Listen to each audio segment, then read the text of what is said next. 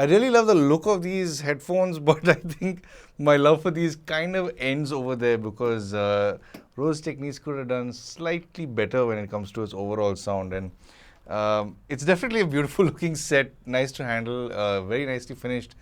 But yeah, I mean, it does leave me wanting on the sound front, but I'll get to that really soon. Thank you to the folk at Rose Techniques for making this review possible by sending me this demo unit. All thoughts and opinions are my own, of course. And let's quickly jump into how this is built and what the unboxing is like. So it is definitely a very impressive looking box. It does really scream high quality from the print they've used to the way you open it up and it unfolds into this large expansive box that carries everything you need in it. It does come with a very nice looking design of the headphones on this piece of paper over here. It also comes with the cable in a separate little box, and it does come also with some literature. And you also get an extra set of ear pads. Now these ear pads, you do have two options. One is sealed and one is open in the middle. So you can of course choose whichever ones suit you best. Moving on to the cable, it is a very neat fabric cable. It's definitely very hardy. It's definitely very well put together. And what's nice is it is terminated to a 3.5 mm on one side, and the other side is the MMCX connector. So these do clip in very securely into the headphones. So you know these aren't going to come out anytime soon or very easily. So once you've latched them on, they are going to hold. Moving on to the headphones, these are made of some sort of a metal. In fact, this has a very retro look. It takes me back straight to the 80s, early 90s, you know, when headphones were, you know, the staple thing everyone had around their necks or over their heads were connected to their Walkmans. This reminds me a lot of that era. And in fact, this does have a very neat design because if you do want to adjust the height of these just slide on the headband, which is very neat, and they click into place, of course. And it is, of course, a metal finish. You can see Distant Mountain, which is the name of this headphone on the side. You will see these open ports as well on the outer side of the headphone. This does let the driver breathe, of course. And of course, you do get the left and right marking on either side and this nice sort of leather finished headband. It does look very classy, of course. This, of course, is the brown version. You can get this in black as well, but I do find the brown version to have a nicer contrast. So it is definitely a very smart looking set of headphones. When it comes to its comfort, it takes a little getting used to if you're not used to on the ear style headphones, because this does sit on your ear, of course, and it might not match the angle of your ears, but you can of course bend and sort of contort this headband in a certain angle because it is of course made of metal and it is flexible enough to be able to do that. So I found a sweet spot and I found it to be much more comfortable after I did that. Now this does also have a little button on the cable, which is a play pause button, and you can also use the microphone. The other side of it does have a microphone. So if you do want to know how the microphone will carry your voice over to your recipient on a call, or if you decide to use this for gaming, here's a quick demo to show you how it sounds. So I'm talking to you from my studio right now, and the audio you are getting right now is from the microphone on my phone. So what I'll do right now is I've plugged into a DAC with pass-through for a microphone. So this is not the RZ550. This is the Audiocular D07 Slim, because this does have a pass-through. So I'll just plug this in so you can hear the mic quality that is on the Distant Mountain. So I will plug into my phone right about now and recording audio through headset. So it's handed over to the mic. So right now you should be hearing the mic through here. So I'll just tap on this to confirm. So obviously if the mic is a little closer to your mouth, it might get a little louder, it might get a little distorted as well.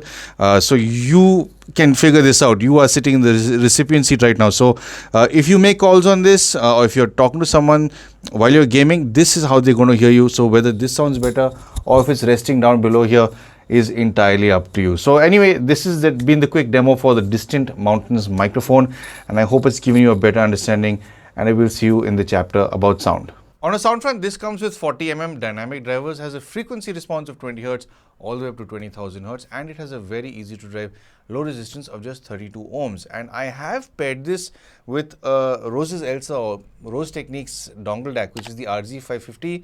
It's a beautiful little dongle DAC. In fact, I've been meaning to review it. I really need to make that review soon. It's terrifically powerful. So I've only plugged into this, and it's a good pairing. I'd say it definitely boosts it very well. So much so, I don't really find myself going above maybe 35% volume, 40% volume gets a little too loud with this set of headphones and this combination, basically. So you don't really need to go loud with these headphones anyway, because there are other attributes towards it that won't let you or make you want to boost these to much higher volumes. But volume wise, you can go quite high with these, and I wouldn't recommend it, of course, if you intend on preserving your hearing in the long run. Soundstage wise, I was expecting these to be very narrow, but there are times where it does sit a little further out of the headphones. I presume it's because these aren't really restricted. They're not, I wouldn't really call these closed backs, because there is a sort of those openings on the sides at on the front, where it does let the driver breathe. So I think that aids in giving it a sense of slightly a wider stage. Things do appear to come, from the left and right a little more so than it would with a closed back set of headphones. It's got good left and right separation with a dead center phantom channel, of course. But I'd say where it starts really getting hit is when it comes to its imaging, because this is definitely not the most resolute sounding set of headphones or earphones or any product that I've reviewed from Rose Techniques. This is, I wouldn't call it hi-fi. I wouldn't label it as hi-fi, because it's not a very dynamic driver. It starts struggling when you start, putting more busier tracks into it. It's not exactly the most resolute. Then again, I don't think this has been made for the hardcore audiophile. This is more for the person who wants to listen to casual stuff. It's great for casual listening. It's fine for imaging when it comes to casual stuff, especially if you're listening to, softer music, easy listening stuff, or if you're just into podcasts and so on.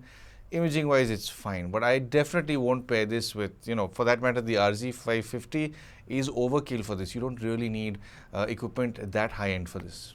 And then when it comes to its highs, mids and lows, well, honestly, the one thing that really pulls you in more than anything else is how it's very aggressive in the, I'd say, the mid-range, upper mid-range more so. It's terrifically sibilant sounding. It's also, I don't know, it's almost as if a squawker has been ripped out of an old school speaker and shoved into these, because there's a lot of squawking with this, man. Like, fine highs, mids, lows. Like, if I can break them down very quickly, the highs are, they're there. They're rich enough to not be too aggressive.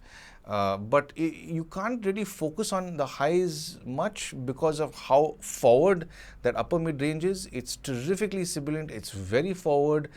So much so it even takes your attention away from the lower frequencies. And the thing is, the lower frequencies also do exist. They do a good job. I am not somebody who really likes very heavy bass. So for me, it's nice. It's great sounding in the lower frequencies. It's just right. In fact, it's not overly done, and it's not, it doesn't underperform there. But again, because of how that mid-range is tuned, it's so distracting, you can't really enjoy much else when you're listening to your music. So I usually don't do this, but I decided to go and play around with an EQ just to sort of fine-tune that area or cull it a little bit. But there's only so much an equalizer can do. I mean, if the hardware is not handled well, or if it's not good hardware, or if it's not tuned well, you are very limited or restricted by what an EQ tuning can or cannot do. So I found that this set is definitely not catered towards the audiophile. It's definitely not for the person who loves nuance and wants to enjoy every element of his music. I'd say this is more for a person who wants just a casual listen, because also since it's on ear, it doesn't passively isolate. If you're going for a walk or if you're listening to it at home, you can hear everything around you. So you're not isolated in the least. So because of that, I'd say it's fine for podcasts. It's fine for audiobooks, that kind of stuff it'll work for. It's fine for light music. I even threw some classical stuff at it, and classical also sounds very anemic, because that the way it's boosted in the upper mid-range is, again, it's distracting from the rest of the beauty of certain elements. So yeah, this is not really for somebody who's pure music enthusiast and so on. So yeah, if you want something that looks really cool, if you're looking for something that you want to stand out in the crowd with, like, around your neck or around your ears, this is a beautiful set of headphones to definitely consider. So if you do want to buy these, just remember these are not for the audiophile. Even if you want to pick it up for somebody, it's you can consider it as a cool gift because it looks very cool and it's not too expensive at the same time.